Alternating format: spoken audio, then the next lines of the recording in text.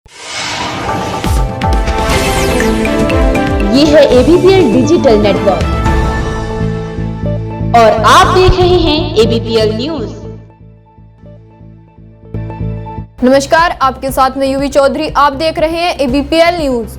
सूबे में विधानसभा चुनाव को महज कुछ ही महीने बचे हैं। ऐसे में राजनेताओं के बीच टिकट पाने और विधायक बनने की लालसा पनपने लगी है। वहीं भाजपा नेता भरत नेगी ने लालकुआं विधानसभा सीट से अपनी ताल ठोकी है। उन्होंने लालकुआं विधानसभा से भाजपा टिकट के लिए अपने दावेदारी की है, जिससे विधानसभा में सियासी पारा चढ़ गया है। क्योंकि मैं एक राष्ट्रीय पार्टी से जुड़ा हूं और विश्व का सबसे बड़ा दल भारतीय जनता पार्टी है और भारतीय जनता पार्टी की तो हमेशा ही तैयारी रहती है।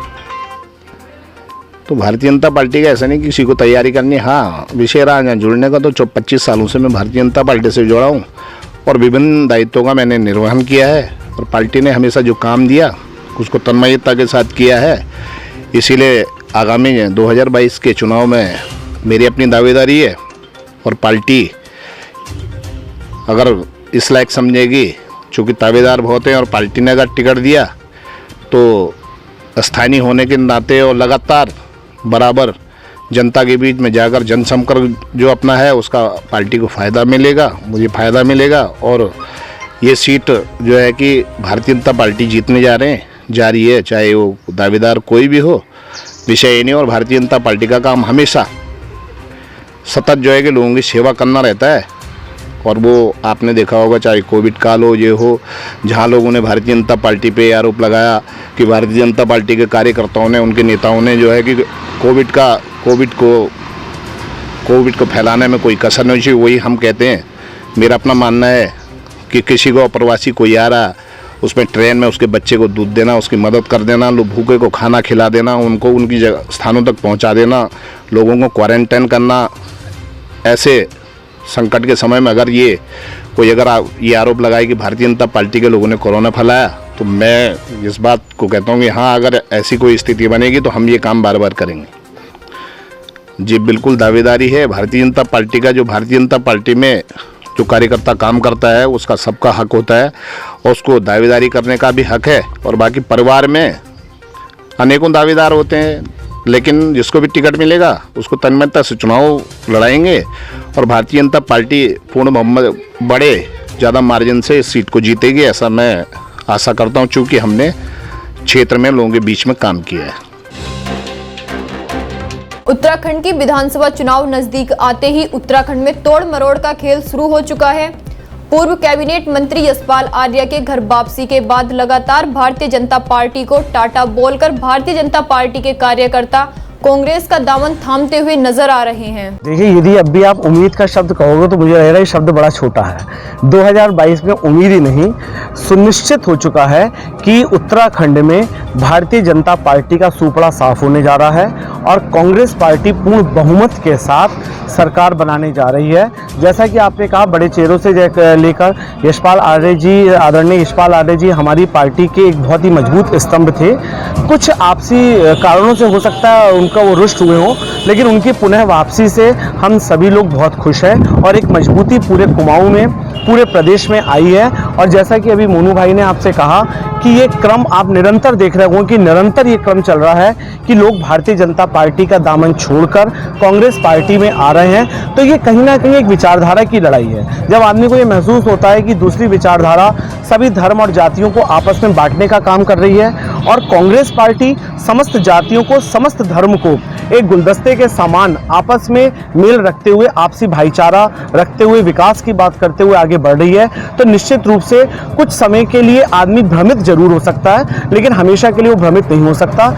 इसी प्रकार उनका भ्रम टूट रहा है और वो कांग्रेस पार्टी में आने से आप सभी लोगों से हम सब लोग बहुत मजबूत हुए हैं और मिशन 2022 को कामयाब करने का जो लक्ष्य है उसमें आप सब लोगों के आने से वो अब सुनिश्चित हो चुका है कि हम 2022 का मिशन पूर्ण बहुमत के साथ पार करेंगे। पिछड़े, दलित, अल्पसंख्यक, किसान, गरीब, हर समाज की बात करती है। 70 साल से हमेशा कांग्रेस ने रोजगार दिए, विकास की बात कही, महंगाई को कंट्रोल किया। अब देखते हैं, आप नरेंद्र मोदी जी जब 2013 में आए थे तो बोलते थे कि भाइयों बहनों, महंगाई पर माननीय प्रधानमंत्री मनमोहन सिंह मां शब्द नहीं बोल रहे, तो कितना बड़ा जनता के साथ ये लोग छलावा कर रहे हैं, इनकी करनी और कथनी में बहुत अंतर है।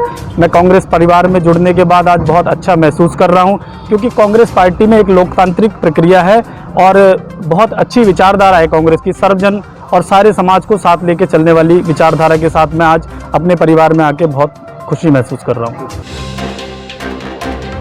भाजपा में टिकट के दावेदारों के बीच घमासान मचा हुआ है। काशीपुर सीट में मचे इस घमासान से हाईकमान के सामने भी दावेदार का चयन करना मानो कोयले की खान से हीरा तराशने जैसा हो गया है। दरअसल ये घमासान वर्तमान विधायक हरभजन सिंह चीमा के दावेदारी मैदान से बाहर होने के बाद मचा है, जहां चीमा ने अपने पुत्र को अगले दावेदार के रूप में खड़ा कर दिया है।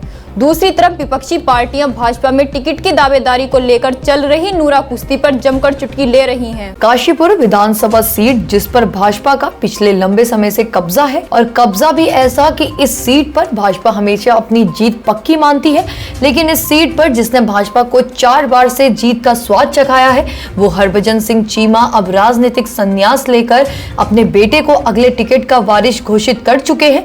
हरभजन सिंह के राजनीतिक संन्यास से जहां पार्टी की लंबे समय से सेवा करने वालों को टिकट की उम्मीद जगी थी, वहीं चीमा के बेटे को अगला टिकट का वारिस बनाकर भाजपा में दावेदारों में घमासान छिड़ गया है। काशीपुर से दावेदारों की लंबी फहरिस्त से हाईकमान के सामने कई संकट खड़े हो रहे हैं, वहीं पार्टी में ही अंदरूनी गुटबाजी का बीज भी पनपने लगा है। काशीपुर सीट पर दावेदारी का घमासान सिर्फ भाजपा में ही नहीं बल्कि कांग्रेस में भी है, लेकिन पुत्र मोह का जो दाव भाजपा विधायक हरभजन सिंह ने खेला है, उससे काशीपुर सीट पर भाजपा में दावेदारों का घमासान छिड़ गया है। भाजपा विधायक के बेटे को टिकट का दावेदार बताने के बाद कांग्रेस और आम आदमी पार्टी जमकर भाजपा के खिलाफ बयानबाजी कर रही है, जिससे भाजपा में हड़कंप मचा हुआ है। वैसे तो काशीपुर में तो मुझे लगता है सब जगह से सबसे ज़्यादा दावेदारों की लिस्ट है।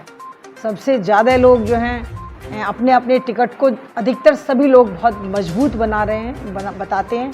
लेकिन जहाँ तक बाहर से आने वाली आपने बात कही, मैं नहीं समझती कि अब लोगों का क्या उनके प्रति नज़रिया होगा, ये तो लोग ही उससे बेहतर जानते हैं। लेकिन हाँ, लोग अपनों को अधिक स्वीकार करते हैं, ये हम सब जानते हैं। बहुत समय से काशीपुर के अंदर बहुत लोग बिल्कुल तन मन से पूरी तैयारी में जुटे हुए हैं, और जो बहुत पुराने कार्यकर्ता हैं, कोई 30 साल पुराना कार्यकर्ता है, कोई 20 साल पुराना कार्यकर्ता है, तो सभी को एक आस थी कि शायद आने वाले समय में टिकट हमें मिले, और सब वही आस लगाए हुए आज भी बैठे हैं कि वो ना तो पुत्र मोह को छोड़ पा रहे हैं और ना कुर्सी की चाहत को, और वो राजशाही वाले समय पे लौटना चाहते हैं जहां राजा का बेटा राजा होता था। ऐसा हो नहीं पाएगा। आम आदमी को भी अधिकार है राजनीति में आकर जनता की सेवा करने का। 2022 में काशीपुर की जनता इसका जवाब देगी कि विधायक जी को विधायकी से इतना क्या प्यार है कि वो अपनी विधायकी को अपने घर से बाहर नहीं जाने देना चाहते, और हर हालत में अपने बेटे को राजनीति में लाकर विधायकी लड़वाना चाहते हैं। सत्ता की चाहत है, ये एक लोलुपता है सत्ता के प्रति, जो अगर वो आज मांग रहे हैं और हमेशा ये कहते रहे कि मेरी काबिलियत पे मुझे पार्टी टिकट देती है, मैंने कभी टिकट मांगा नहीं, तो और आज अगर वो इस बात पर अपने बेटे के लिए भी टिकट की मांग कर रहे हैं, तो ये सत्ता की लोलुपता है, सत्ता के प्रति आकर्षण है, और क्या है। जबकि उन्होंने कोई विकास नहीं किया। काशीपुर की जो दुर्गति हुई है इन 20 सालों में, ये जनता का एक एक व्यक्ति इस बात का गवाही दे सकता है कि कोई काम नहीं हुआ इन 20 सालों में। भाजपा में मचे टिकट के घमासान से पार्टी हाईकमान के सामने दावेदार का चयन करना बड़ी चुनौती बन गया है। एक तरफ विधायक पुत्र की दावेदारी से अन्य भाजपा नेताओं का हाजमा खराब हो रहा है, तो दूसरी ओर पार्टी में पकड़ और मंत्री की नजदीकी से टिकट की दौड़ में बढ़ रहे बलराज पासी के जनसंपर्क से खलबली मची हुई है। वहीं निष्ठावान भाजपाई ऐसे में दावेदारी का दम तो भर रहे हैं, लेकिन खुद को ठगा भी महसूस कर रहे हैं। देखना होगा कि आखिर किसकी झोली में भाजपा का टिकट गिरता है, साथ ही प्रमोट किए गए चेहरे को मौका मिलता है या फिर कर्मठ कार्यकर्ताओं को हाईकमान तवज्जो देता है। सरोवर नगरी नैनीताल में आम आदमी पार्टी के मंडल अध्यक्ष शाकिर अली ने जल संस्थान के अधिशासी अभियंता से मल्लीताल सड़क पर कई दिनों से बह रही सीवर लाइन को तुरंत सही कराने की मांग की है। इस सड़क में सीवर के मेन होल से लगातार सीवर का गंदा पानी बह रहा है, जिससे आने जाने वाले राहगीरों को भारी असुविधा का सामना करना पड़ रहा है।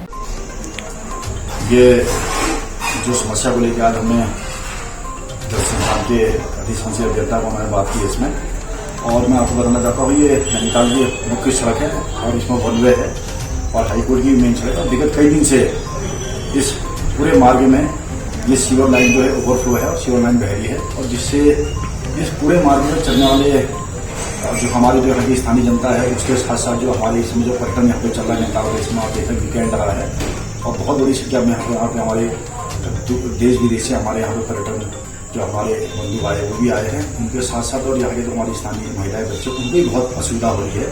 इसलिए मैं विभाग से, जल संस्थान से और शासन प्रशासन से ही मांग करना चाहता हूँ कि यथाशीघ्र ही इस समस्या का समाधान करें, क्योंकि लगातार ये विगत कई दिनों से ये समस्या इस सड़क पर बनी हुई है। इसलिए मेरा अनुरोध है कि संस्था से और विभाग से कि जल्दी जल्द इस समस्या का समाधान करें। जल संस्थान के 150 ठेका श्रमिकों की बीते बुधवार की रात 12 बजे से चल रही टूल डाउन हड़ताल से जनपद में पेयजल का संकट गहरा रहा है। इस मामले में पेयजल मंत्री बिशान चुफाल सख्त बने हुए हैं। बिशान चुफाल ने बताया कि जो श्रमिक हड़ताल पर हैं वो ठेकेदार के आदमी हैं जिन्हें नियमित भी नहीं किया जा सकता। आइए देखते हैं क्या है पूरी खबर। मांगे हैं नंबर 1 हमको समान कार्य का समान वेतन दिया जाए, दूसरा हमको ये ठेकेदारी प्रथा हटा दिया जाए, तीसरा है हमारा कि हमको अवकाश नहीं मिलता है, अवकाश दिया जाए, और जब तक हमारी मांगें पूरी नहीं होंगी हमारा धरना चलता रहेगा। हमारा धरना भीमताल कार्यालय से हुआ था 20 तारीख से स्टार्ट, आज 15 तारीख हो गई है, अभी तक हमारी सुध किसी ने नहीं ले देखी। नाम अमरत पांडे, प्रदेश के महामंत्री हैं, उनसे मेरी वार्ता हुई। मैंने कहा आप भाई जल्दी से अपने जितने भी कर्मचारी काम पर लौट के आइए, काम पर लौट नहीं आएगी तो फिर अवसर हमको अपनी व्यवस्था करनी पड़ेगी। तो उसने कहा कि मैंने आपकी जो मांग है आपके, उन्होंने एक मुसलमान ने कहा कि भाई पीटीसी के आपने मानदेय बढ़ा दो हमारा, हमने कहा आपका भी मानदेय हम बढ़ाएंगे, और जो चौथी आपको अवकाश वाला है वो अवकाश वाले भी हम पूरा करेंगे। जो आप करें भाई हमको नियमितीकरण करो, ये मैंने कहा असंभव है, और जो तुम करोगे हमको सीधे ठेकेदार के आदमी को उपनल में रखो, ये भी नहीं हो सकता है, क्योंकि आप तो ठेकेदार के आदमी हैं।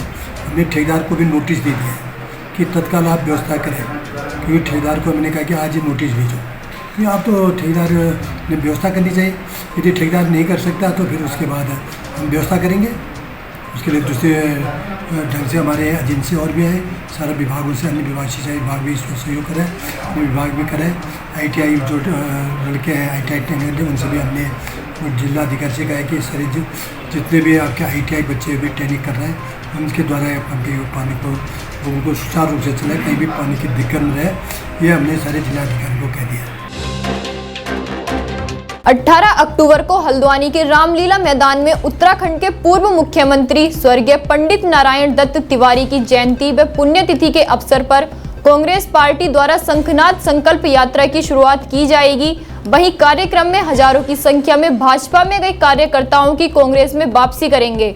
इस कार्यक्रम को सफल बनाने के लिए कांग्रेसी उत्साहित नजर आ रहे हैं। साथ ही कांग्रेस कार्यकर्ताओं ने कार्यक्रम में अधिक से अधिक संख्या में पहुंचने की अपील की है।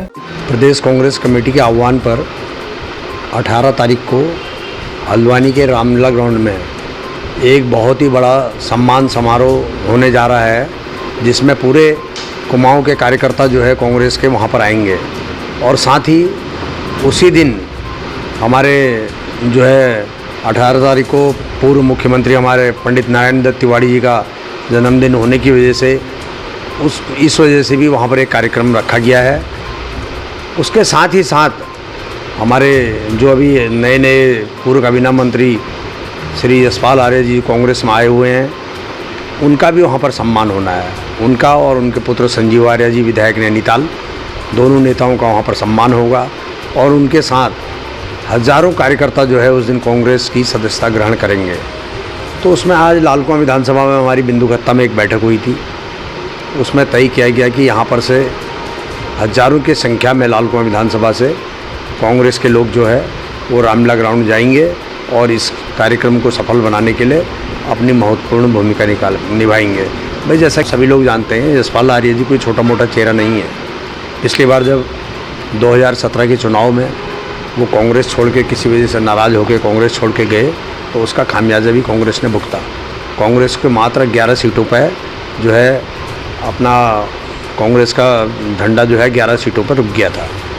और अब हमारे सारे बड़े नेताओं का, चाहे हरीश रावत जी हों, प्रीतम सिंह जी हों, सबका एक टारगेट था कि यशपाल आर्या जी को कांग्रेस में आना चाहिए, क्योंकि अनुसूचित जाति समाज का जो वोट है वो यशपाल आर्या जी तो कहीं ना कहीं बहुत मानता है।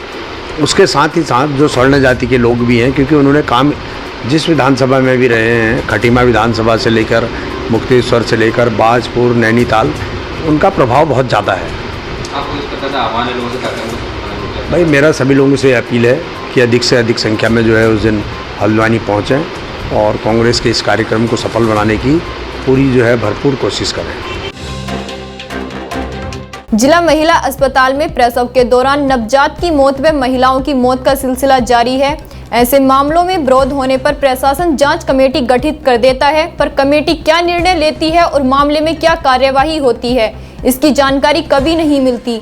वहीं युवाओं ने जांच की मांग के साथ अस्पताल की व्यवस्थाओं को बेहतर बनाने के लिए प्रदर्शन किया। आइए देखते हैं क्या है मामला। जिला महिला अस्पताल में प्रसव के बाद नवजात की मौत से युवाओं ने अस्पताल की व्यवस्था पर फिर सवाल खड़े करते हुए जांच की मांग के साथ अस्पताल की व्यवस्थाओं को बेहतर बनाने के लिए प्रदर्शन किया। वहीं जगदीश कुमार सामाजिक कार्यकर्ता ने कहा कि बदहाल स्वास्थ्य व्यवस्था के कारण गर्भवती महिलाओं और शिशु की मौत हो रही है। अस्पताल सिर्फ रेफर सेंटर बन गए हैं। सरकार में बैठे लोग कुंभकर्ण की नींद सोए हुए हैं। अगर जल्द ही उनकी आंखें नहीं खुली तो हम उन्हें जगाने के लिए धरने पर बैठेंगे। गर्भवती बहनें और शिशुओं की मौत होगी।